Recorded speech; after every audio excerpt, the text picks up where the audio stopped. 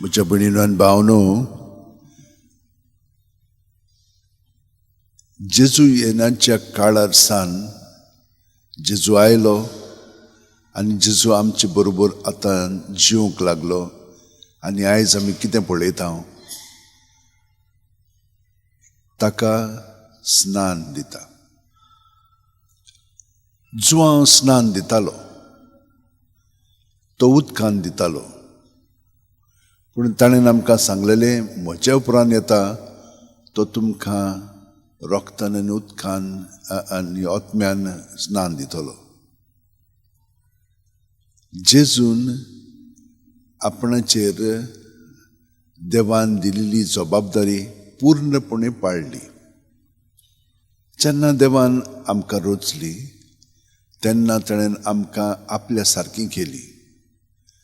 आनी आमी कितें करूंक जाय आसलेलें तेन्ना, कित्याक सगळें ताणें बरें केल्लें, फकत ताच्या हुकुमा प्रमाणे आमी जिवंक जाय आसलें. आनी आदां एवीन तें करूंक ना, आनी ताका लागून ताणें तांकां दिलेलें स्वतंत्रपण वगडायलें. आनी हाका लागून तांचें जिवीत देवा सोबे आसूंक जाय आसलेलें तें ताणें आपणाशीच घडोवन हाडून ते भाशेन ती जियेली. आनी हाका लागून मागीर सगळ्या मनशा कुळाक तेच भाशेन देवाची येवजणे प्रमाणे न्हय, देवान खूब प्रयत्न केलो तांकां परतून आपणाशी हाडच्याक. तांच्या काळजांनी पर्यान तांचो ताणें संस्कार आनी जे नेम आसात ते तान भितर घातले, पूण तरी पूण तांकां ते भाशेन जिवंक जालें ना. ताणें अशें म्हणलेलें की तुमकां कोणें शिकोवपाची पर्यंत गरज ना, कित्याक भितरल्यान सावन तुमकां सगळें कळटलें, ताची सुमूर्त कितें पळय ती आनी कशे भाशेन ती पाळूंक जाय पळय ती. पूण ते भाशेन घडलें ना, कित्याक एक फावटी मनीस देवा सोशिल्लो पयस गेलो की ना, मागीर ताका लागीं येवंक खूब कठीण जाता.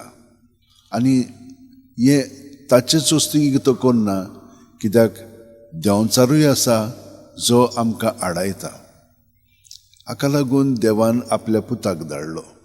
आनी येण्याच्या सुरवातेक आनी आयल्या उपरांत हेंच आमी पळयता की देवान अशें येवजिल्लें की आमकां तो आपलें जिवीत उदीकन उदीक खोलायेन फावो करतलो आनी ताचें सगळें परिपूर्ण जिवीत आमी जिवंक जाय अशें म्हूण ताणें थारायिल्लें. पूण तें घडोंक ना. आनी हाका लागून जेन्ना जेजू आयलो आमी पळयता देवान आमकां सोडूंक ना, पूण तो आमच्या फाटल्यान येत आसा. तो आमकां काळाकाळी आपणाशी ओडून घेवंक सोदता. आनी जेजू वरवीं ताणें ते भाशेन केलें. तो एकलोच जाणें बापाची येवजणे प्रमाणे आपलें जिवीत सारलें. आनी आतां सावन तो न्हयच बापाचे येवजणे प्रमाणे, पूण पवित्र आत्मो ताका आतां शिकयतलो कितें म्हणूंक जाय, कितें करूंक जाय पळय तें. तो आपणाचे वस्तुकी न्हय, बापाचे येवजणे प्रमाणे तो करतलो. हे भाशेन ताका आतां हो संस्कार फावो जाता. आनी आमकांय सगळ्या जाणांक जेजू सोबे हेच भाशेन दिलेलें आसा. सगळे जाण मागीर हांगसर आयच्या वाचपान सांगतात की कशे भाशेन प्रवाद्यान सांगलेलें तो खरेपणी जेजू आमकां वाट दाखयतलो, आमकां सुटका दितलो. आनी दुसऱ्या वाचपान आमी पळयलां कशे भाशेन पेद्रूय सांगता की आमी देवाची येवजणे प्रमाणे ताणें जशे भाशेन आपलें जिवीत सारलें ते भाशेन आमच्यानूय सारूंक जातलें. ताणें खरेपणी बापाची येवजणे प्रमाणे पवित्र आत्म्यान बरोवन सगळो वावर केलो. आनी म्हज्या भयणीनो आनी भावनो, आमी आयज ह्या फेस्तान पळयता खरेपणी तो एकलोच बापाचो अपुरबायचो पूत. जशे भाशेन ताणें वावर केलो बापाक एकवटोन, तेच भाशेन आमी करच्याक ताणें हें देणें आमकां फावो केलेलें आसा. आमच्या बावतिजमा वरवीं आमकांय तो ताच्या अपुरबायच्या जिवितान वांटो दिता. आनी जशे भाशेन ताणें वावर केलो ते भाशेन आमचे सगळें तो आतांय करूंक शकता. पूण ताका आमचो सहकार जाय. आमी ताका आमचें जिवीत भेटोवंक जाय आनी खरेपणी आमी भेटयल्लें आसा. आमी सगळीं जाणां दर दिसा जाता तितली आमचें जिवीत जेजूच्या सांगाता सादता आनी तरी पूण आमी जाणो कशे भाशेन तें सारी नाय बी. कित्याक सट करून आमी कितें वायट म्हणटा कोत्ता आनी ह्यो चाली आमचे मदें आसात. तातूंतले पर्यंत आमकां भायर काडच्याक ताचे कडेन आमी विनंती करया आनी आमी हे भाशेन जशे भाशेन भाग्योन जुजे वाजान आपलें जिवीत जेजूच्या एकवटान चाललें आनी तो आपणा पासतूच जियेलो ना पूण दुसऱ्या लोकां पासत जियेलो. क्रिस्तांव जाल्लीं आसलेलीं न्हयच खानारा पूण श्रीलंकेनूय ताणें आपलें जिवीत चाललें आनी हे भाशेन त्या लोकांक जेजूची ओळख दिली.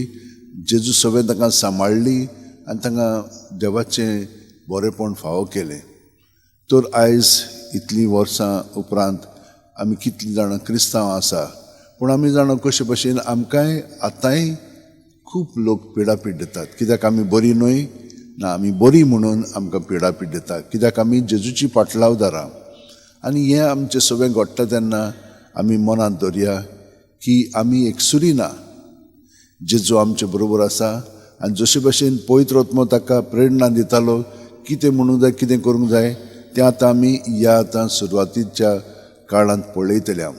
आतां फाल्यां सावन आमी सादो काळ सुरू करतले पूण पळयतले कशे भाशेन जेजूक अभिशेक केल्लो ताका पवित्र आत्म्यान भरून ताका धाडलेलो ताची उतरां आनी ताच्यो कोरण्यो आनी तो देंवचाराक भायर काडून उडयता तें आमी पळयतले कशे भाशेन जेजू सगळें हें सगळें देवाचे येवजणे प्रमाणे घडटा ते भाशेन तो आमचें सगळें घडून हाडटा आनी आमी ताका उदीकान उदीक एकवटान रावया. सगळीं जाणां आमचे हात अशे उंटेन धरया, दोळे बंद करया. तो आमकां केन्ना सोडिना, तो आमचे बरोबरूच आसा.